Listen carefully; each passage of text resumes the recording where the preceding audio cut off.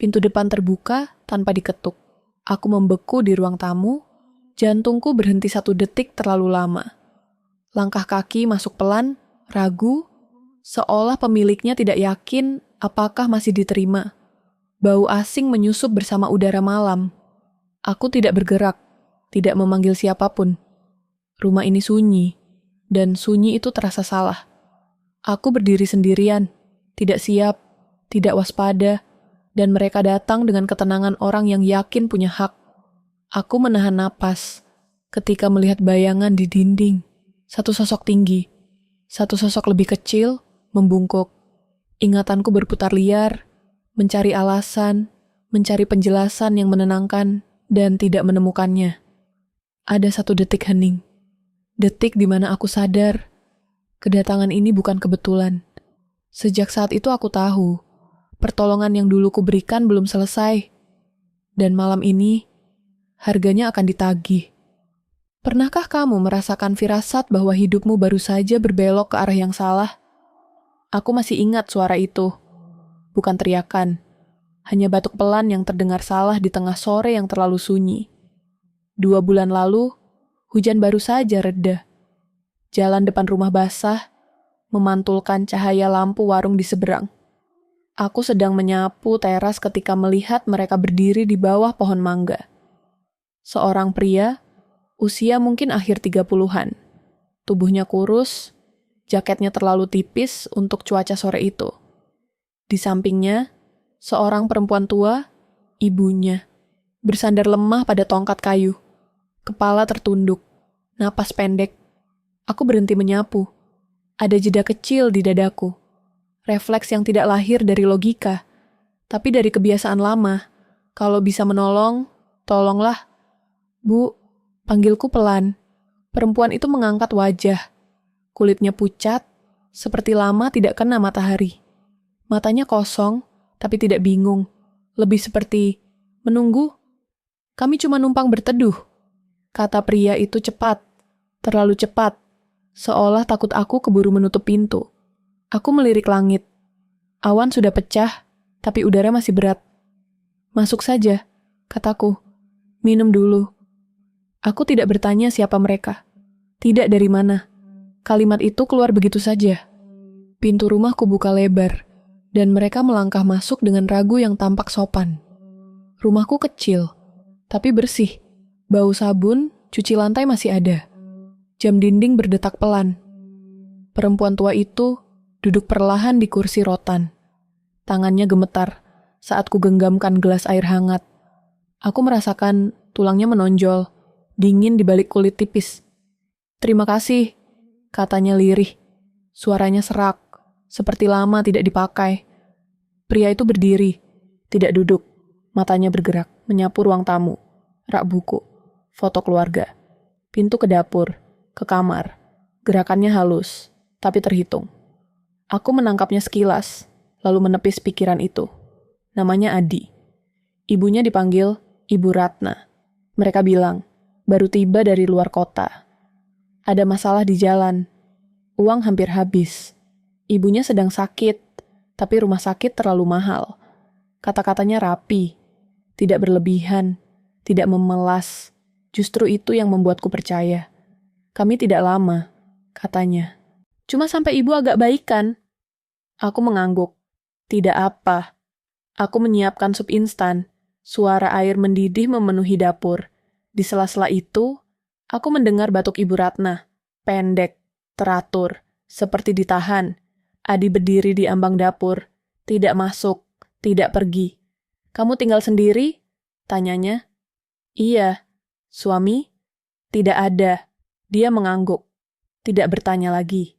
Tapi aku merasakan ada sesuatu yang dicatat. Malam itu, hujan turun lagi. Lebih deras. Aku menyiapkan tikar di ruang tengah. Selimut tipis. Aku tidur di kamar. Pintu tidak kututup rapat. Entah kenapa. Aku terbangun sekali.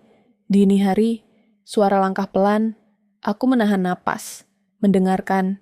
Ada bayangan bergerak melewati celah pintu. Lalu sunyi. Aku menyalahkan diri sendiri. Mungkin mereka ke kamar mandi. Aku memejamkan mata lagi. Pagi datang tanpa kejadian. Ibu Ratna tersenyum saat kubuatkan teh. Adi membantu menyapu halaman. Terlalu sigap untuk tamu yang baru datang. Tetangga lewat, melirik. Tidak ada yang menyapa. "Kenal mereka?" tanya Bu Sari di pagar. "Baru," jawabku. Dia mengangguk pelan. Tatapannya tidak ramah, tidak juga curiga. Hanya berhenti terlalu lama. Hari kedua, aku mengantar Ibu Ratna ke puskesmas. Dokter bilang kelelahan, kurang makan, tidak ada penyakit serius. Aku lega. Adi duduk di luar, menunduk, memegang ponsel yang layarnya mati. "Kami tidak akan merepotkan," katanya saat kami pulang. "Sedikit saja lagi." Aku percaya. Aku selalu percaya. Hari-hari berikutnya berjalan aneh tapi tenang. Ibu Ratna lebih banyak diam. Duduk di kursi yang sama, menatap jendela. Kadang tersenyum sendiri, kadang memejamkan mata lama sekali. Jika kutanya, dia bilang capek. Adi mulai keluar masuk rumah. Katanya cari kerja, kadang pulang larut, kadang membawa roti, kadang tidak membawa apa-apa. Aku tidak bertanya. Aku tidak ingin terlihat mengusir. Namun ada detail kecil yang mulai mengganggu. Barang-barangku berpindah sedikit, tidak hilang, hanya bergeser. Kunci di meja jadi di rak. Gelas yang kupakai pagi ada di dapur, padahal aku yakin meninggalkannya di ruang tamu. Aku menyebutkannya pada diri sendiri sebagai lupa. Suatu sore, aku pulang lebih cepat. Pintu tidak terkunci. Di dalam, sunyi. Aku mendengar suara di kamarku. Pelan, seperti laci dibuka. Aku berdiri, tidak langsung masuk. Napasku pendek. "Adi?" panggilku. Sunyi. Lalu langkah cepat. Adi muncul dari lorong. Senyumnya terlalu siap. "Oh, kamu sudah pulang. Ngapain di kamar?" tanyaku. "Cari charger," jawabnya. Tangannya kosong. Aku mengangguk. Terlalu cepat. Terlalu ingin percaya. Malam itu aku duduk lama di dapur. Lampu satu-satunya menyala redup. Aku mendengar Ibu Ratna berbicara pelan di ruang tengah. Bukan padaku. Bukan ke siapapun yang terlihat. Kata-katanya terputus-putus, seperti doa atau hitungan. Aku berdiri di ambang pintu. Dia berhenti bicara begitu melihatku. Senyum kecil muncul. "Kamu belum tidur?" tanyanya. "Belum." Dia mengangguk. Diam lagi. Aku kembali ke dapur dengan perasaan tidak enak yang tidak bisa aku beri nama. Beberapa hari kemudian, Adi pamit. Katanya dapat kerja di kota sebelah. Mereka harus pergi. Ibu Ratna memelukku lama. Tangannya dingin. Aku merasakan napasnya di leherku. Terlalu dekat. "Terima kasih," katanya. "Kebaikanmu tidak akan kami lupakan." Kalimat itu terdengar seperti janji. Atau peringatan. Aku membantu mereka naik angkot. Aku berdiri sampai kendaraan itu hilang di tikungan. Jalan kembali sunyi. Aku menghela napas panjang. Merasa lega sekaligus kosong. Rumah terasa lebih besar tanpa mereka. Lebih sepi. Aku membersihkan ruang tengah. Menggulung tikar. Menyapu sudut-sudut. Di bawah kursi rotan, aku menemukan sesuatu. Dompet kecil. Bukan milikku. Aku membukanya. Tidak ada uang. Hanya satu foto lama. Seorang pria muda berdiri di depan rumah yang tidak kukenal. Di belakangnya, bayangan perempuan tua. Wajahnya samar, tapi matanya menatap langsung ke kamera. Di belakang foto, ada tulisan tangan kecil. Nama dan tanggal. Tanggal itu bukan 2 bulan lalu. Bukan juga baru. Jauh lebih lama. Aku duduk di lantai. Punggungku bersandar ke dinding. Jam berdetak. Setiap detik terasa lebih keras. Aku menyadari sesuatu yang membuat tengkukku dingin. Selama mereka di sini, aku tidak pernah benar-benar tahu siapa mereka. Dan pertanyaan kecil yang selama ini kutepis mulai berubah bentuk. Ada pagi ketika aku bangun dengan perasaan bahwa rumah ini sudah bernapas sebelum aku membuka mata. Bukan hangat, hanya sadar. Hari-hari setelah mereka pergi berjalan normal di permukaan, aku kembali bekerja, menyiram tanaman, menyapa tetangga seperlunya. Tidak ada yang benar-benar berubah. Itulah yang terus kukatakan pada diri sendiri. Normalitas seperti selimut tipis yang kupakai agar tidak menggigil. Tapi rumah ini mulai menunjukkan kebiasaan baru. Kunci cadangan yang biasa kugantung di belakang pintu dapur berpindah ke laci. Aku menemukannya saat mencari sendok. Aku berdiri lama di depan laci itu, memegang kunci yang dingin. Mencoba mengingat kapan terakhir kali aku memindahkannya. Mungkin aku lelah, kataku. Mungkin aku lupa. Aku menutup laci perlahan.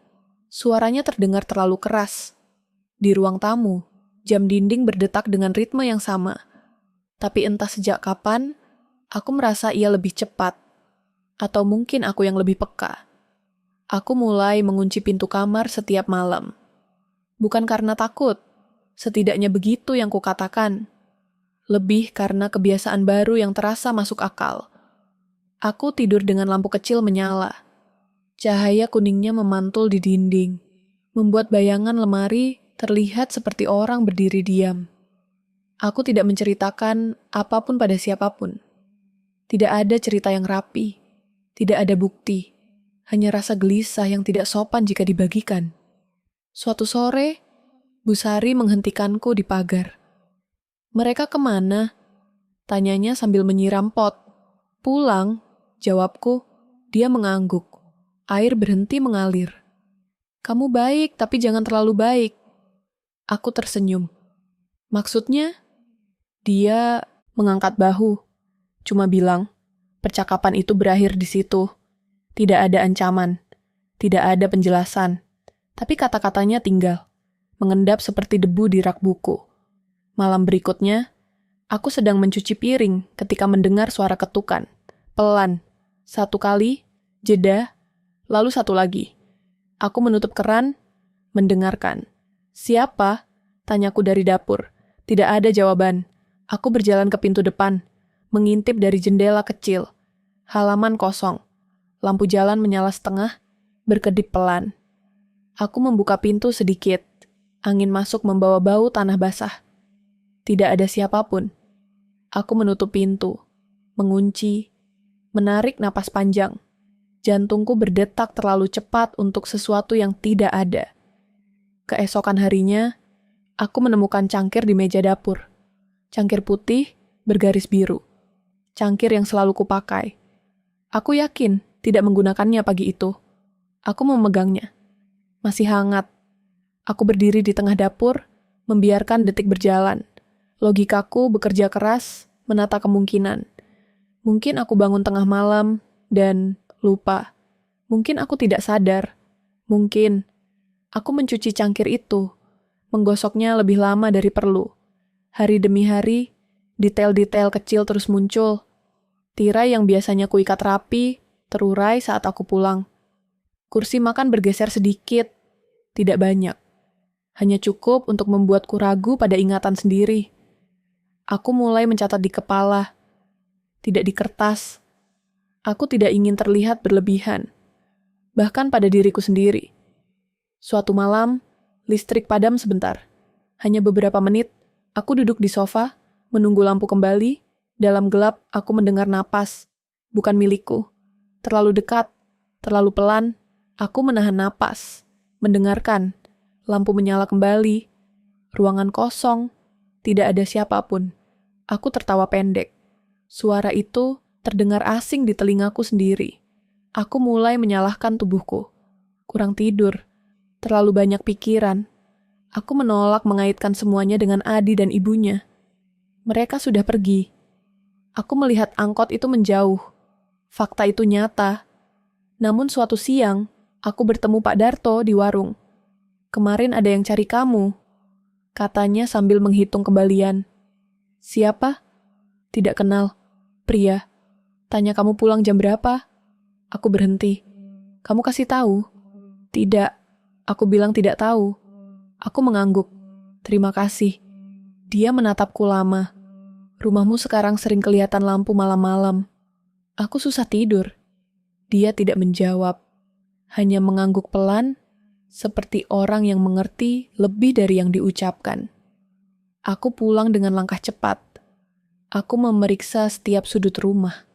Lemari, kamar mandi, Bawah tempat tidur. Tidak ada apa-apa. Semua terkunci. Semua seperti biasa. Aku duduk di lantai ruang tengah. Punggung bersandar ke sofa. Aku memeluk lutut. Untuk pertama kalinya, aku mengakui pada diri sendiri bahwa rasa aman ini rapuh. Seperti kaca tipis. Malam itu, aku bermimpi tentang lorong panjang. Di ujungnya ada pintu. Aku berjalan, tapi lantainya lengket, setiap langkah berat. Dari belakang, suara batuk pelan, teratur. Aku bangun dengan keringat dingin. Aku bangun, berjalan ke dapur, minum air. Tanganku gemetar sedikit. Aku memperhatikannya, membiarkannya berhenti sendiri. Aku membuka jendela. Udara malam masuk, segar. Aku berdiri lama, menatap halaman. Ada bekas kaki di tanah. Tidak jelas, tapi ada. Aku menunduk, menyentuhnya. Tanah masih lembab, baru. Aku menutup jendela, mengunci lagi. Keesokan paginya, aku mencoba bercerita pada sahabatku lewat telepon. Tidak semua, hanya sebagian. Tentang barang berpindah. Tentang ketukan pintu. Kamu terlalu capek, katanya. Kamu butuh liburan. Mungkin. Jangan cari-cari masalah. Aku mengiyakan. Aku selalu mengiyakan. Menghindari konflik. Bahkan dengan ketakutan sendiri. Hari-hari berikutnya, aku semakin sering pulang cepat.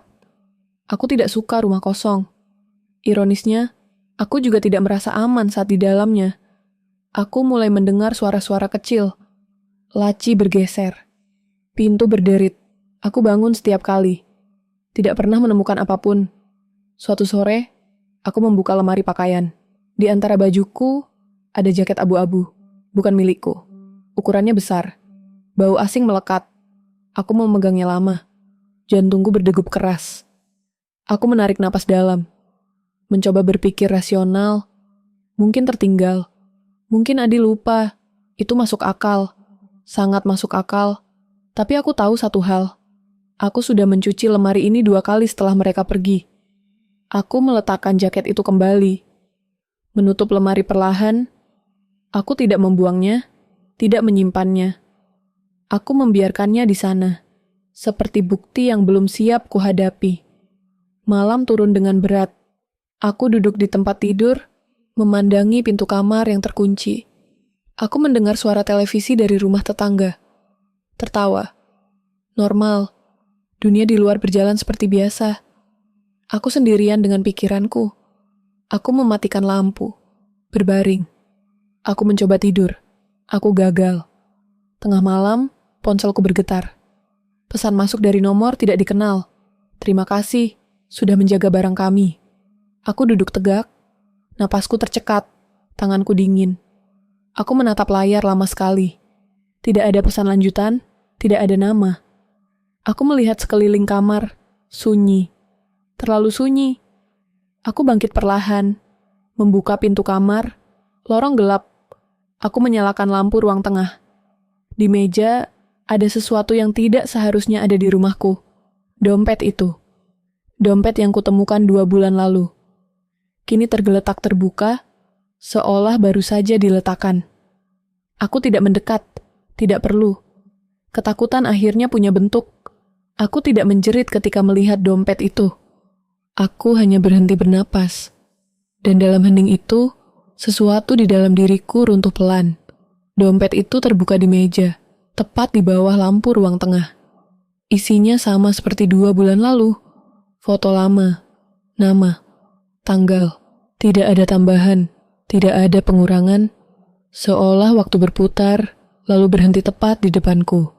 Aku menutup pintu kamar perlahan, menguncinya, mengunci lagi. Aku berdiri di sana beberapa detik, telingaku menangkap suara yang tidak ada.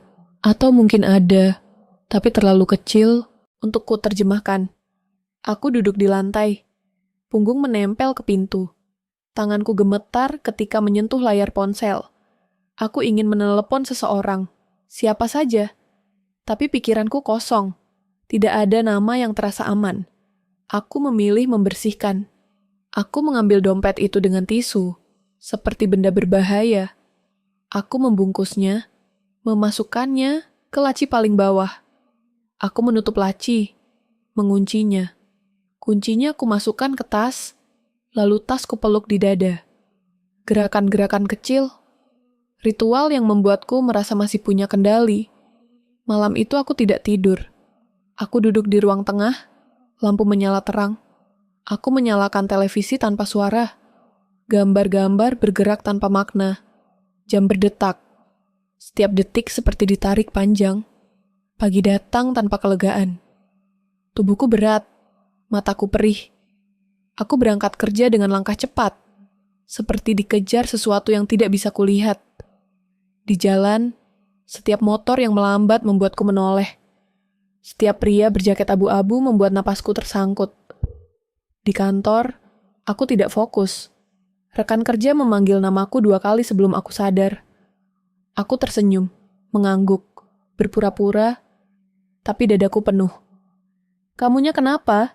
tanya Rina saat makan siang. "Kurang tidur," jawabku. Dia menatapku. "Kamu pucat." Aku tersenyum lagi. Senyum yang kupakai sebagai perisai. Sepulang kerja, aku tidak langsung pulang. Aku berputar-putar, masuk minimarket, duduk sebentar di warung. Aku takut pulang dan menemukan sesuatu lagi. Aku juga takut tidak pulang dan membiarkan rumah kosong. Saat akhirnya aku membuka pintu, aku berdiri lama di ambang, mencium bau, mendengarkan, tidak ada yang berubah. Itu justru yang membuatku lebih takut. Aku memeriksa laci, dompet masih ada, utuh, seperti menertawaiku. Malam itu, aku bermimpi tentang wajah Adi, tapi bukan wajah yang kukenal. Matanya kosong, bibirnya tersenyum tanpa niat baik. Di belakangnya, Ibu Ratna berdiri tegak, tidak lemah, tidak membungkuk, tangannya menggenggam tongkat seperti senjata. Aku terbangun dengan teriakan tertahan. Tanganku menutup mulut sendiri. Aku duduk, mengatur napas. Aku memeluk lutut, bergoyang pelan, seperti anak kecil. Keesokan harinya, aku memutuskan mencari tahu. Tidak banyak, sedikit saja. Aku mengetik nama Adi di ponsel, nama yang terlalu umum. Terlalu banyak hasil, aku menambahkan kota asal yang pernah dia sebut. Muncul satu artikel lama. Berita kecil, tidak viral. Aku membaca perlahan. Seorang pria dengan nama sama terlibat penipuan berkedok bantuan sosial bersama ibunya. Modusnya sederhana. Menginap, mengamati, mengambil. Foto di artikel itu buram. Tapi jaketnya abu-abu. Aku menutup layar. Jantungku berdetak keras. Aku merasa bodoh. Marah pada diri sendiri. Rasa bersalah berubah menjadi ketakutan yang tajam. Aku telah membuka pintu. Aku mengundang mereka. Aku ingin melapor. Tapi apa yang akan kukatakan? Mereka belum mencuri apapun. Belum menyakitiku. Belum melakukan sesuatu yang bisa kubuktikan. Aku terjebak di antara logika dan insting. Dan instingku berteriak. Hari-hari berikutnya, tekanan meningkat. Aku merasa diawasi. Di kantor, aku melihat pria berdiri di seberang jalan. Saat aku menoleh lagi, dia sudah pergi. Aku meyakinkan diri itu kebetulan. Tapi kebetulan terlalu sering datang. Hubungan sosialku terganggu. Aku menolak ajakan. Aku pulang cepat. Aku berhenti membuka tirai malam hari. Rumah ini terasa menyempit. Setiap sudut menyimpan potensi ancaman. Suatu malam, listrik padam lebih lama dari biasanya. Aku duduk di lantai, memeluk senter. Dalam gelap, aku mendengar batuk. Pendek, teratur. Batuk yang kukenal. Aku menutup mata, menghitung sampai 10. Batuk itu berhenti. Lampu menyala kembali. Sunyi. Aku mulai menangis, tanpa suara. Air mata jatuh ke tangan. Aku menggigit bibir agar tidak bersuara. Aku tidak ingin siapapun, atau apapun, tahu aku rapuh. Pagi berikutnya, aku menemukan pintu belakang tidak terkunci. Aku yakin telah menguncinya. Aku memeriksa jendela. Ada bekas goresan kecil di kusen. Baru. Aku duduk di kursi dapur. Tanganku dingin. Aku menatap lantai. Aku tidak bisa terus begini. Aku menelepon Bu Sari. "Bu," kataku. "Pernah dengar soal mereka?" Ada jeda. Terlalu lama. "Kamu yakin mau tahu?" Tanyanya. Iya. Mereka pernah tinggal di rumah Pak Wawan. 2 tahun lalu. Akhirnya ribut. Hilang barang. Neneknya. Tidak selemah yang kamu lihat. Telepon terputus. Aku memegang ponsel lama sekali. Napasku pendek. Rumah ini terasa lebih kecil. Malam itu, aku mendengar suara di halaman. Aku mengintip dari balik tirai. Ada bayangan berdiri dekat pohon mangga. Tidak bergerak, seperti menunggu. Aku mematikan lampu, menahan napas. Bayangan itu tidak pergi. Aku menyadari sesuatu yang membuat darahku dingin. Mereka tidak pernah benar-benar pergi. Mereka hanya menunggu aku lengah. Aku mundur pelan dari jendela, menutup tirai, mengunci pintu, mengunci lagi. Di luar, batuk itu terdengar sekali lagi. Pelan, pasti. Rasa aman runtuh sepenuhnya. Pintu depan terbuka perlahan, tanpa suara. Aku berdiri di ruang tamu, jantungku terhenti sejenak. Di luar, angin malam berhembus pelan. Tapi ada yang berbeda kali ini. Ada ketegangan yang mengisi setiap sudut rumah. Aku tidak mengerti mengapa aku merasa lebih takut dari sebelumnya. Bukankah mereka sudah pergi? Bukankah mereka sudah meninggalkan rumah ini dengan alasan yang tampaknya wajar? Tapi kenapa aku merasa seperti ada sesuatu yang baru saja dimulai? Pintu itu terbuka lebih lebar. Di ambang pintu, Adi berdiri. Matanya tajam, jauh berbeda dari tatapan ramah yang pernah dia tunjukkan dulu. Di sampingnya, Ibu Ratna, yang terlihat lebih kuat dari terakhir kali. Wajahnya tidak lagi pucat dan lemah, namun tampak lebih tajam. Ada aura yang berbeda. "Selamat malam," kata Adi dengan suara yang lebih dalam dari yang biasa. Kami kembali. Aku tidak bisa mengatakan apa-apa. Kaki rasanya seperti dipaku ke lantai. Aku ingin melangkah mundur, ingin menutup pintu, tapi tanganku kaku. Mereka melangkah masuk tanpa permisi, tidak menunggu jawaban. Seperti itu sudah menjadi hak mereka. Ibu Ratna hanya diam. Tapi matanya mengamati segalanya. Setiap sudut ruangan, setiap benda yang ada, seperti menghitung, seperti menilai. Kami tidak mengganggu, kata Adi sambil melihat sekeliling. Kami hanya membutuhkan sedikit waktu. Hanya sementara. Aku tidak bisa bernafas. Ada sesuatu yang tidak beres dengan cara mereka berbicara. Tidak ada lagi topeng kebaikan. Tidak ada lagi sandiwara rasa terima kasih. Kini, mereka datang dengan tujuan yang tidak terucap, namun jelas terasa. Aku merasakan ketegangan yang merayap naik perlahan, mencekam.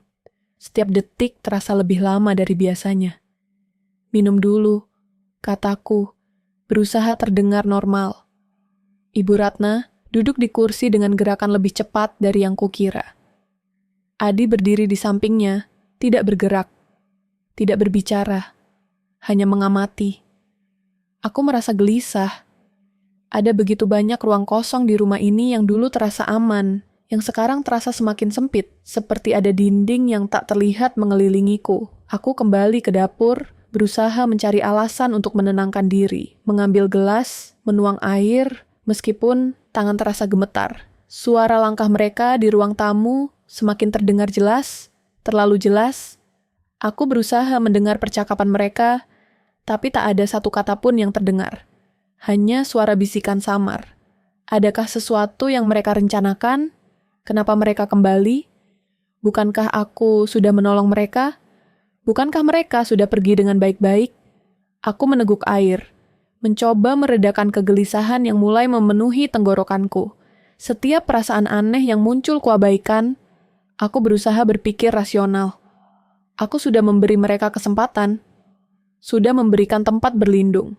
Jadi, apalagi yang mereka inginkan? Namun, saat aku kembali ke ruang tamu, sesuatu yang tak terduga terjadi. Adi sudah berada di pintu kamar tidurku, menatap ke dalam. Aku berdiri kaku, hanya bisa menatapnya. Tidak ada kata-kata yang keluar. Ada yang perlu kamu lihat, katanya pelan. Matanya tidak menunjukkan rasa bersalah, hanya keteguhan. Tidak ada permintaan maaf, tidak ada rasa terima kasih. Aku berjalan mendekat, meskipun hati rasanya ingin melawan. Ada sesuatu di dalam kamar yang mereka ingin tunjukkan, atau lebih tepatnya, sesuatu yang ingin mereka ungkapkan. Di dalam kamar, aku melihat sesuatu yang membuat hatiku berdebar kencang. Barang-barang yang sudah kukemas, yang kubawa pergi sebelumnya, kini tergeletak begitu saja di atas tempat tidur. Buku-buku yang seharusnya sudah aku buang, foto-foto yang tidak seharusnya ada lagi. Semuanya ada di sana. Aku menatap Adi yang berdiri di pintu, tanpa ekspresi. "Apa maksudmu?" tanyaku dengan suara bergetar. Meskipun aku berusaha keras untuk tidak menunjukkan rasa takut yang menguasai diriku. Dia tidak menjawab, hanya menatapku dalam diam. Ibu Ratna kini berdiri di belakangku, matanya tajam, seolah menyelidiki setiap reaksi kecilku. "Kamu tidak benar-benar berpikir kami akan pergi begitu saja, kan?" kata Adi akhirnya, suaranya tidak lagi ramah. "Kamu sudah membuat pilihan yang besar. Sekarang kamu harus menerima konsekuensinya." Aku merasa sesak di dada. Tiba-tiba, aku merasa seperti terjebak dalam permainan yang tidak aku pilih. Mereka datang dengan tuntutan yang tak terucap, dan aku terperangkap di dalamnya. Keheningan memenuhi ruangan. Aku berdiri di sana, tidak tahu apa yang harus dilakukan. Aku tidak tahu apa yang mereka rencanakan, tetapi aku tahu satu hal. Aku tidak bisa melawan mereka dengan cara yang biasa. Kenapa? Aku berbisik, tidak tahu lagi harus berkata apa. Semua yang kukatakan sebelumnya terasa kosong, seperti langkah yang salah, yang aku ambil dengan terlalu cepat. "Kami tidak mengganggu," kata Adi, tetapi ada nada yang berbeda kali ini. Ada tekanan di setiap kata yang keluar dari mulutnya. "Kami hanya ingin memastikan kamu mengerti." Aku merasa tubuhku terasa ringan, namun napasku semakin berat. Mereka mengatur segalanya. Mereka telah datang untuk memanfaatkan apa yang sudah kuberikan. Di luar, hujan mulai turun. Ketukan di jendela terdengar lebih jelas. Setiap tetes hujan, setiap detik yang berlalu, terasa seperti waktu yang semakin menipis. Aku terperangkap. Tidak tahu apa yang akan terjadi selanjutnya. Ketakutan mulai punya bentuk. Aku tahu, bertahan saja tidak cukup. Aku tidak tahu apakah ini sebuah kebetulan atau pertanda buruk. Tapi pada hari itu, pria itu muncul di depan pintu rumahku dengan senyum yang terlalu sempurna. Dia mengenakan jas yang rapi, memegang map berwarna hitam, dan berbicara dengan nada yang terdengar terlalu santai untuk situasi yang sedang berlangsung. Ada sesuatu di dalam dirinya yang membuatku waspada sejak detik pertama. Ada ketegangan di setiap gerakan, meskipun kata-katanya mengalir seperti air. "Selamat sore, saya Rudi. Saya mendengar tentang kesulitan yang sedang kamu hadapi," katanya. Aku tidak langsung menjawab. Aku berdiri di ambang pintu, menilai. Rumahku selalu sunyi, tapi ketenangan ini terasa berbeda. Semua gerakan, bahkan napasku sendiri, terasa lebih keras daripada biasanya. "Apa yang kamu inginkan?" tanyaku pelan. "Menjaga jarak." "Bantuan," jawabnya singkat. "Saya tahu apa yang terjadi, dan saya bisa membantu." Aku memandangnya lebih lama. Senyum di wajahnya tetap terjaga. Tapi matanya memancarkan sesuatu yang tidak bisa aku pahami. Ada lapisan lain di balik kalimat-kalimat biasa itu. "Apa yang bisa kamu bantu?" Aku bertanya, tanpa membuka pintu lebih lebar. Dia melangkah sedikit lebih dekat, dan aku menyadari gerakannya yang terlalu halus, penuh perhitungan. "Saya tahu siapa mereka," katanya pelan. "Dan saya tahu apa yang mereka rencanakan." Sekilas, ada perasaan cemas yang menggelitik, tapi aku menahannya. Tidak ada suara dari dalam rumah. Hanya suara detak jam dinding yang memecah keheningan. Aku mencoba untuk berpikir rasional, untuk tidak terbawa emosi. Dia adalah orang asing. Motifnya belum jelas. Aku tidak bisa mempercayainya begitu saja. "Kenapa kamu datang kemari?" tanyaku lagi, lebih tajam. "Karena kamu tidak sendirian," jawabnya. "Ada orang yang mengawasi." Pernyataan itu mengguncang keseimbanganku. Ada potongan-potongan informasi yang belum aku tahu, dan dia membawa mereka seperti barang yang bisa diperdagangkan. Aku tidak tahu apa yang kamu bicarakan, kataku. Meskipun hatiku mulai berdetak lebih cepat. Dia tersenyum. Kali ini lebih miring. Kamu tahu siapa mereka? Kamu sudah membantu mereka, bukan? Aku mengatupkan bibir. Aku tidak mengangguk, tidak juga menggeleng. Dia tidak salah. Aku sudah membantu mereka. Tapi apa yang dia tahu tentang itu? Dia melangkah mundur, dan untuk sesaat aku merasa seperti berada di bawah sorotan yang tak kasat mata. Kamu sedang terjebak dalam permainan yang lebih besar, katanya, lalu menambahkan, tapi kamu bisa keluar jika kamu mau. Aku menahan diri untuk tidak bereaksi, untuk tidak membiarkan rasa takut yang tiba-tiba melanda menghancurkan rasionalitasku. Aku menatapnya, mencoba mengukur. Kenapa kamu tidak melaporkan mereka ke pihak berwajib? Tanyaku, bertanya-tanya apakah itu jebakan. Saya tidak bekerja untuk mereka. Jawabnya dengan nada serius. Tapi saya tahu mereka bekerja untuk seseorang yang lebih besar. Aku merasa terjebak di dalam kebingunganku sendiri. Aku tidak tahu siapa yang bisa dipercaya. Dan aku semakin merasakan beban dari keputusan-keputusan yang telah kuambil. Keputusan-keputusan yang tampaknya kecil, tapi sekarang semuanya terasa berisiko. Aku perlu waktu untuk berpikir, kataku, mencoba menjaga kontrol. Dia mengangguk, tidak menghalangi ketika aku menutup pintu. Tapi aku tahu, saat itu, bahwa rasa aman yang pernah ku tahu sudah mulai retak. Beberapa hari kemudian, aku mulai menerima lebih banyak informasi. Potongan-potongan yang datang seiring dengan kedatangan pria itu. Semua itu membentuk gambaran yang lebih jelas, terlalu jelas untuk kenyamananku. Aku mendengar bahwa ada orang yang mengamati rumahku. Seorang detektif yang aku kenal hanya dari cerita. Dia tidak langsung berbicara padaku, tapi aku tahu dia ada di luar sana.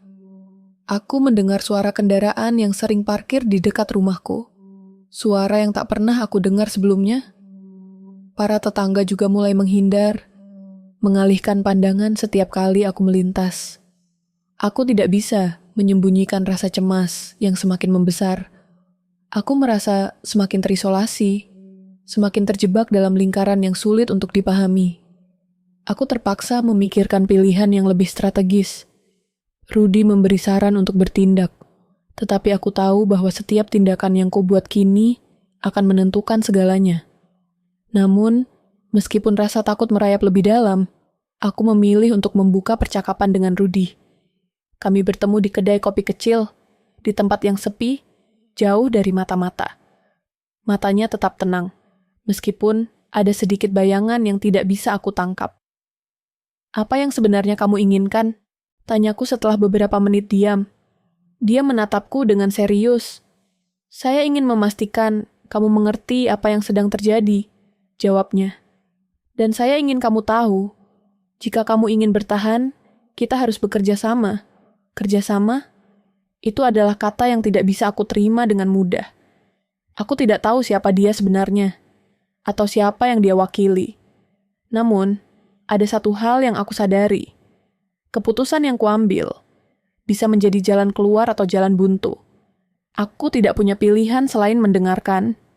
Kami berbicara lebih lama, dan semakin banyak yang dia ungkapkan, semakin jelas bahwa ancaman yang kuhadapi lebih besar dari yang pernah kubayangkan. Dia memberiku informasi tentang jaringan yang lebih luas, orang-orang yang terlibat dalam rencana-rencana gelap, dan peran yang aku mainkan dalam semuanya itu. Aku tidak bisa lagi berpura-pura tidak tahu. Namun, saat kami hampir menyelesaikan pembicaraan, aku melihat sesuatu di wajahnya. Sesuatu yang tidak bisa aku abaikan. Ada kebohongan yang tersembunyi. Dan meskipun dia berbicara tentang membantu, aku merasa dia tidak memberitahuku seluruh kebenaran. Kamu sudah tahu apa yang terjadi, kan? Kataku, menatap matanya. Dia tidak mengalihkan pandangannya. Saya tahu, jawabnya dengan tenang. Tapi apakah kamu sudah siap menghadapi kenyataan yang lebih gelap? Rasa aman yang tadinya rapuh kini benar-benar runtuh. Aku mulai menyadari bahwa aku sedang dimanfaatkan, terjebak dalam permainan yang lebih besar daripada yang pernah aku bayangkan. Rencana yang aku bangun perlahan mulai mengarah pada jalan yang gelap. Kepercayaan itu rapuh. Ketakutan mulai menguasai. Aku tahu, bertahan saja tidak cukup. Konfrontasi semakin tak terelakkan. Dan sekarang, aku hanya bisa menunggu, menyusun langkah berikutnya, sambil menyadari bahwa aku mungkin sudah terperangkap dalam sesuatu yang tak bisa aku kontrol. Aku masih bisa merasakan udara itu. Berat, tebal, mengikis. Aku duduk di meja makan, tatapanku kosong, mengarah ke pintu yang baru saja ditutup. Adi dan Ibu Ratna sudah pergi, tetapi kehadiran mereka masih membayangi setiap sudut rumah. Suara detak jam dinding mengisi ruang yang sepi. Tidak ada suara lain, kecuali napasku yang semakin dalam. Semua terasa lebih sunyi dari biasanya. Semakin aku memikirkan percakapan tadi, semakin jelas bahwa mereka bukan hanya tamu biasa. Mereka datang dengan tujuan yang lebih besar. Dan aku adalah bagian dari itu, tanpa pernah aku tahu. Aku tahu kamu merasa bingung. Suara Rudi terdengar jelas di kepalaku. Aku ingat setiap kata yang dia ucapkan dengan jelas. Dia tidak memberikan banyak informasi, tapi cukup untuk membuatku meragukan setiap langkah yang pernah kuambil. Mereka memanfaatkan kebaikanmu, katanya. Dan mereka akan terus melakukannya, sampai kamu tidak punya pilihan lain.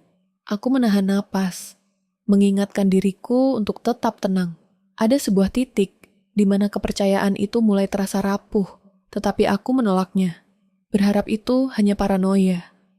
Aku terlalu ingin percaya bahwa aku masih bisa mengontrol apa yang terjadi. Bahwa aku bisa keluar dari permainan ini tanpa terluka lebih dalam. Namun, satu hal yang semakin jelas, aku mulai dimanipulasi, dan aku tidak tahu seberapa dalam mereka telah menggali lubang ini, lubang yang aku pikir aman untukku. Aku bangkit dan berjalan ke ruang tamu, mencoba menenangkan diri. Setiap gerakan terasa lebih berat dari yang seharusnya. Di meja, ada surat yang tidak pernah kukirim, tumpukan dokumen yang tidak pernah aku baca. Sesuatu yang pernah kukirimkan kepada pihak berwenang beberapa minggu lalu. Atau mungkin aku tidak pernah mengirimnya sama sekali. Pintu depan terbuka pelan. Aku berhenti di ambang ruang tamu, mendengar suara kaki yang familiar, tapi tidak ingin percaya siapa yang datang. Aku tidak ingin melihat siapa yang datang, tetapi rasa ingin tahu mengalahkan ketakutan. Aku melangkah menuju pintu dengan hati yang berdetak keras. Dari mana kamu datang? Suaraku keluar dengan nada yang lebih tinggi dari yang kuinginkan. Ketegangan itu menggantung di antara kami, seperti ada kabel yang hampir putus. Rudi berdiri di depan pintu, tatapannya tidak berubah. Aku ingin memastikan kamu tahu siapa yang ada di balik semua ini. Dia masuk tanpa izin, tidak menunggu jawaban. Aku pernah memberitahumu bahwa mereka bukan siapa-siapa yang kamu kira, kan? Katanya, tanpa ekspresi. Matanya tetap datar. Tidak ada kehangatan atau kemarahan. Semua terlihat biasa saja. Tapi aku tahu, dia sedang mengamati, menilai setiap gerakanku. Aku merasa udara semakin tebal. Semua suara semakin jauh. Kenapa kamu datang ke sini? Aku berusaha menahan diri. Meskipun setiap kata terasa seperti beban yang terlalu berat. Rudi mengangguk pelan, dan senyum kecil muncul di wajahnya. Karena kamu sudah masuk jauh lebih dalam daripada yang kamu kira. Tidak ada jalan mundur. Aku menatapnya, cemas dan marah. Ketegangan itu meledak dalam diriku. Aku sudah cukup mendengar omong kosong ini. Apa yang kamu inginkan dariku? Dia memiringkan kepala. Kamu ingin tahu siapa yang bermain di balik layar, bukan? Katanya dengan suara rendah. Aku bisa memberitahumu, tapi ada harga yang harus dibayar. Tergantung seberapa banyak yang ingin kamu tahu. Pikiranku berputar. Harga? Aku hampir tidak bisa mendengar suaraku sendiri. Ya, jawabnya. Harga. Karena jika kamu tahu lebih banyak, kamu tidak akan bisa keluar tanpa membayar sesuatu. Suasana menjadi semakin tegang. Setiap kata yang keluar dari mulutnya seperti ancaman yang tersembunyi. Aku merasa ada yang hilang. Seperti ada bagian dari diriku yang sudah terambil tanpa izin. Apa yang kamu inginkan? Aku bertanya lagi. Kali ini dengan lebih percaya diri, meskipun aku tahu jawabannya akan membawa aku lebih dalam ke dalam permainan ini. Perhatianmu, katanya, dengan suara yang lebih dalam dari sebelumnya. Karena mereka sedang menonton, dan kamu sudah berada di radar mereka. Aku menatapnya, dengan bingung, berusaha memahami setiap kata yang keluar. Siapa mereka? Rudy tersenyum tipis. Mereka yang mengendalikan semuanya. Mereka yang membuatmu merasa seperti kamu punya pilihan. Aku menelan ludah. Rasa takut perlahan berubah menjadi marah. Dan apa yang akan terjadi kalau aku tidak ikut permainan ini? Tanyaku, berusaha mengontrol rasa cemas yang semakin menguasai diriku. Bukan soal memilih untuk ikut, jawabnya.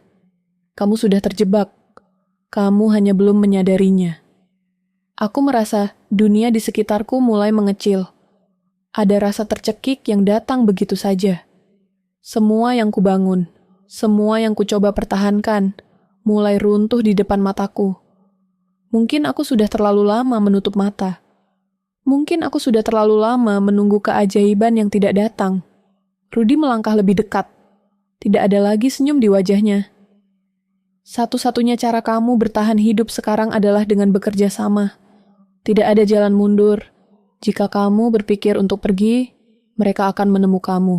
Aku tidak bisa menggerakkan tubuhku. Aku merasa seperti ada yang mengikatku. Setiap keputusan yang kuambil, setiap langkah yang kuambil, telah membawa aku ke titik ini. Titik yang tidak bisa lagi aku hindari. Jadi, kamu datang untuk menakut-nakuti aku?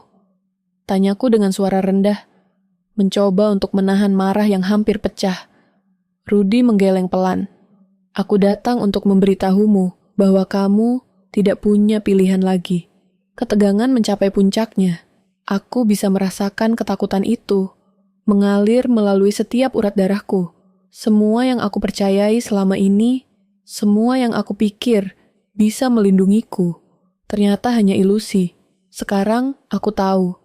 Mereka sudah tahu segalanya, dan aku baru saja masuk ke dalam perangkap yang lebih dalam. Rencana yang mereka susun sudah jauh melampaui aku. Aku tidak bisa lagi mundur. Aku memandangnya sekali lagi. Apa yang harus aku lakukan? Bekerja sama, katanya, atau kehilangan segalanya. Pada saat itu, aku menyadari bahwa rasa aman yang pernah kupegang erat sudah lenyap. Keputusan-keputusan yang harus kuambil dari sini tidak akan pernah sama lagi. Aku hanya bisa berdiri di sana, menunggu, bertahan, karena sekarang tidak ada jalan mundur. Suara pintu itu terenggut dari dalam kesunyian rumah. Terdengar terlalu keras, terlalu cepat. Aku berdiri kaku di ruang tamu. Jantung berdegup lebih cepat daripada yang seharusnya. Jangan mencoba berlari. Suara itu keluar pelan, tetapi cukup untuk membuat aku membeku. Tepat di depanku, Adi berdiri dengan senyum yang tidak lagi aku kenali. Ibu Ratna, di sampingnya, tetap diam, seperti patung yang tidak bisa dipindahkan. Kedua wajah itu tampak tidak lebih dari bayangan, tetapi ada keteguhan yang tersirat di dalam tatapan mereka. Sesuatu yang lebih mengerikan daripada yang pernah aku bayangkan. Aku sudah memberikan semuanya, kataku. Suara bergetar, mencoba menahan emosi yang hampir meluap. Kenapa kalian kembali? Tidak ada jawaban langsung, hanya angin malam yang menembus celah-celah pintu, membawa hawa dingin yang meresap ke dalam tulang. Adi melangkah maju sedikit, memecah jarak di antara kami. Matanya tidak berkedip. Kamu tahu apa yang sedang terjadi, katanya. Dan kamu tahu apa yang kami inginkan. Aku tidak bisa bergerak. Rasanya seperti tubuhku tidak lagi menjadi milikku. Seperti ada kekuatan yang lebih besar yang mengendalikannya. Ada yang lebih besar dari sekadar permainan ini. Ibu Ratna menatapku dengan mata yang tajam, bukan mata seorang wanita lemah. Ada ketenangan di wajahnya yang mengganggu, sebuah ketenangan yang sudah terlalu lama tersembunyi. Kamu tidak bisa menghindar dari ini, kata Adi, kali ini dengan nada yang lebih serius. Kamu sudah terlibat terlalu dalam. Sekarang kamu harus memilih. Pilih? Aku tidak tahu lagi apa yang harus kupilih. Perasaan bersalah yang aku coba hindari selama ini kini berubah menjadi ketakutan yang nyata. Setiap langkah yang pernah aku ambil membawa aku ke titik ini. Setiap keputusan terasa salah. Setiap keputusan terasa seperti perangkap. Apakah kamu tahu berapa lama kami menunggu? Kata Ibu Ratna dengan suara serak, seolah mengungkapkan kebenaran yang terpendam. Kami tidak pernah pergi. Pernyataan itu mengoyak lapisan kepercayaanku. Mereka tidak pernah benar-benar pergi. Mereka ada di sini, di dalam rumah ini selama ini. Aku sudah menutup mata begitu lama, berharap mereka tidak ada. Aku sudah mencoba meyakinkan diri bahwa semuanya baik-baik saja, bahwa aku bisa mengontrol semuanya. Tapi tidak. Adi melangkah lebih dekat, hingga jarak kami hanya beberapa langkah. Kamu bisa keluar, tapi ada harga yang harus dibayar. Katanya dengan nada yang lebih rendah, penuh ancaman. Kami tahu semua yang kamu lakukan. Kami tahu apa yang sudah kamu sembunyikan. Aku mengangkat tangan, ingin mengatakan sesuatu. Tetapi kata-kata itu terhenti di tenggorokan. Aku tahu sekarang, aku tidak akan pernah bisa kembali ke hidup yang biasa lagi. Kebenaran itu telah terungkap, dan aku terjebak di dalamnya. Aku merasa hatiku berdegup semakin kencang. Mungkin ini saatnya untuk berhenti berpura-pura. Aku tidak bisa melawan mereka dengan cara yang biasa. Aku harus melawan dengan cara yang lebih besar. Kenapa? Tanyaku dengan suara yang lebih dalam. Apa yang sebenarnya kalian inginkan dariku? Senyuman tipis muncul di wajah Adi. Dia tidak menjawab. Hanya ada keheningan yang panjang, dan aku tahu bahwa dia sedang mengukur langkah berikutnya. Aku menatap ke ruang tamu, ke dinding, ke langit-langit. Semua itu terasa jauh, seolah aku sedang melihat dunia dari kejauhan. Apa yang bisa kulakukan sekarang? Apakah aku akan terus terjebak dalam permainan ini? Kami tidak meminta banyak, kata Ibu Ratna. Suara lembutnya hampir tidak terdengar. Kami hanya ingin kamu tetap di sini, bersama kami. Aku merasa tenggorokanku serasa tercekat. Keberanian yang kutanamkan dalam diri sejak awal mulai meredup. Mereka menginginkan lebih dari sekadar bantuan. Mereka ingin sesuatu yang lebih besar. Mereka ingin mengendalikan. Dan jika aku menolak, tanyaku dengan suara yang lebih keras, berusaha mempertahankan sedikit kendali. Jika kamu menolak, kata Adi pelan, kamu akan kehilangan segalanya. Kami bukan hanya mengincar dirimu, tapi juga yang kamu cintai. Rasa takut menggulung di dadaku, menyesakkan. Kebenaran itu datang tanpa belas kasihan. Aku merasa seperti aku sudah kehilangan semua pilihan. Ketika kebenaran terungkap, tidak ada jalan mundur. Aku berdiri dengan tegar, walaupun jantungku ingin melompat keluar dari dadaku. Aku tahu sekarang, apa yang mereka inginkan, bukan hanya aku. Mereka menginginkan seluruh dunia yang ada di sekelilingku. Mereka menginginkan semua yang kutinggalkan, semua yang selama ini kusembunyikan. Keputusan yang harus kuambil, tidak lagi sekadar tentang bertahan hidup. Ini tentang melawan kebenaran yang menakutkan, dan menerima bahwa aku tidak bisa lagi hidup dalam kebohongan. Adi mengamati reaksiku, tatapannya tajam. Jadi, apakah kamu akan memilih untuk bertahan atau kehilangan semuanya? Waktu berhenti. Ketika aku melihat mereka berdiri di sana, dengan senyum tipis di wajah mereka, aku tahu satu hal. Aku harus membuat pilihan yang akan mengubah segalanya. Keputusan itu ada di tanganku, tetapi konsekuensinya akan memengaruhi lebih dari sekadar hidupku sendiri.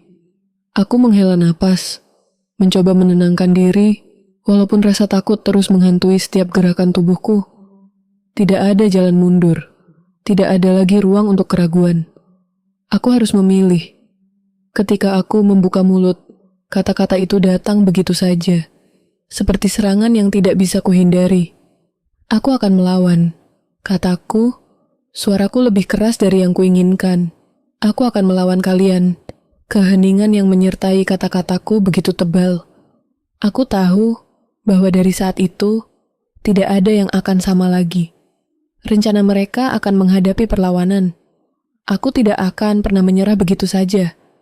Dan pada saat itu, aku menyadari bahwa jalan yang telah kuambil tidak akan berujung dengan kemenangan yang mudah. Dampak hukum dan emosional mulai berjalan, dan aku tahu, setelah badai ini, hanya luka yang akan tertinggal. Aku duduk di kursi di sudut ruang tamu, menatap keluar jendela. Langit pagi sedikit kelabu, tapi ada sedikit cahaya yang menembus awan. Pemandangan itu tenang, jauh dari riuh yang sudah mengisi kepalaku selama berbulan-bulan. Rumah yang sebelumnya terasa asing, kini mulai terasa seperti milikku lagi. Aku menghirup napas dalam-dalam. Suara kipas angin berputar pelan, menciptakan getaran halus yang melingkupi ruang. Ada suara burung yang berkicau dari luar. Suara lembut yang dulu sering aku dengar sebelum semuanya berubah. Suara yang kini terdengar seperti sesuatu yang sudah lama hilang dan baru ditemukan kembali.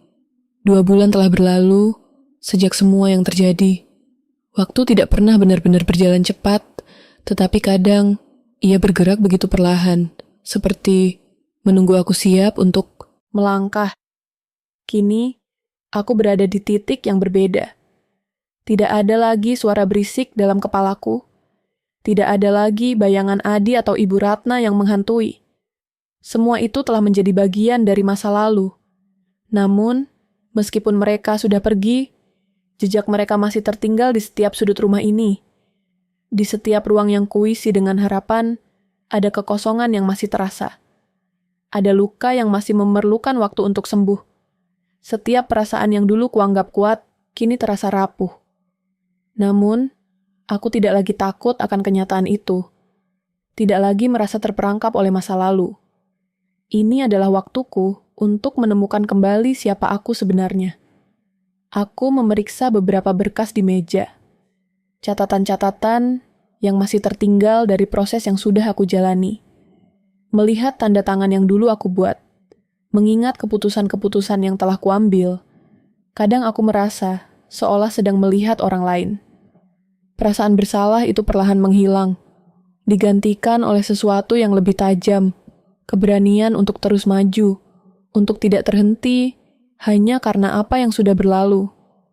Aku merasa bingung sesekali, terutama saat mengenang bagaimana semua ini dimulai, ketika aku membantu mereka, Adi dan Ibu Ratna.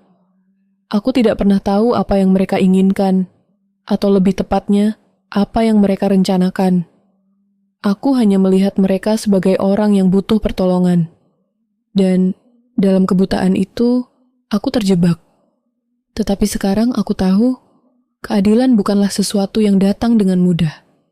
Keberanian bukan hanya tentang melawan ancaman, tapi juga menerima kenyataan pahit. Kebenaran itu kadang terasa seperti racun, tetapi ia juga perlu untuk membersihkan luka yang ada. Aku tidak bisa terus hidup dengan ketakutan. Aku harus melangkah. Anak itu, yang dulu aku anggap sebagai anak dari mereka, kini tinggal bersamaku. Dia tidak tahu betul apa yang terjadi. Dia hanya tahu bahwa dunia yang dia kenal telah berubah, dan dia harus belajar bertahan. Aku memberinya pelukan yang lembut, memberikan kehangatan yang selama ini mungkin dia hilangkan. Kadang, ada rasa takut dalam diriku. Takut jika aku gagal. Takut jika aku tidak bisa memberikan rasa aman yang dia butuhkan. Tetapi di balik ketakutan itu ada tekad. Tekad untuk tidak hanya bertahan, tapi juga untuk memberikan yang terbaik. Pagi itu, aku memutuskan untuk keluar. Udara segar terasa menenangkan kulitku. Rumah ini masih ada, meskipun tidak lagi seperti dulu. Setiap sudutnya memiliki cerita. Cerita yang telah kubaca berulang kali, yang kini Aku biarkan berlalu begitu saja. Tak ada lagi penyesalan, tidak ada lagi kebingungan. Aku tahu apa yang harus dilakukan sekarang. Kedai kopi di ujung jalan sudah buka. Aku duduk di kursi yang sama, di sudut yang sama, seperti dulu. Tidak ada lagi kebingungan yang mengisi pikiranku. Hanya rasa damai yang tiba-tiba muncul, seiring dengan tegukan pertama kopi yang kuminum. Ini adalah langkah pertama untuk memulai kembali. Sederhana, tapi penuh makna.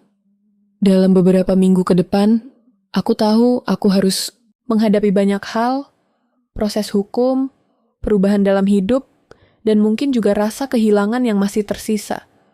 Namun, aku tidak akan melangkah mundur. Aku tahu aku harus membangun kembali semua yang hilang, dari puing-puing yang tersisa. Aku membuka ponselku, membaca pesan dari seorang teman lama yang sudah lama tidak kuhubungi. Dia mengajak bertemu. Ada kebahagiaan kecil dalam diriku. Percakapan itu tidak lagi terasa berat, tidak lagi penuh dengan kebohongan atau keraguan.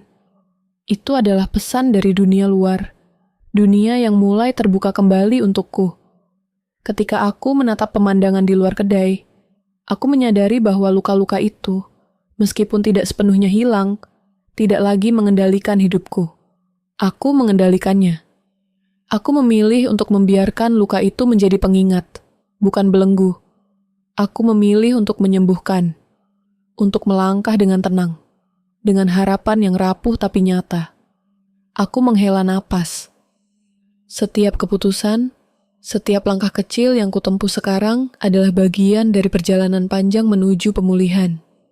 Aku tahu ini bukan akhir, tapi awal dari sesuatu yang baru, sesuatu yang lebih baik.